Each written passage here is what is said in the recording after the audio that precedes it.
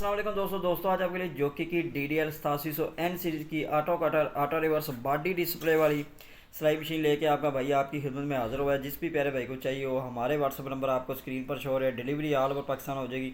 पाकिस्तान का कोई भी शहर हो डिलीवरी हो जाएगी। कंप्लीट मशीन न्यू टेबल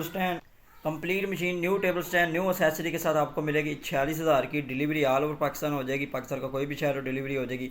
तो चैनल को सब्सक्राइब करें, लाइक करें, शेयर करें, फॉलो करें, कमेंट करें, लाइक करें।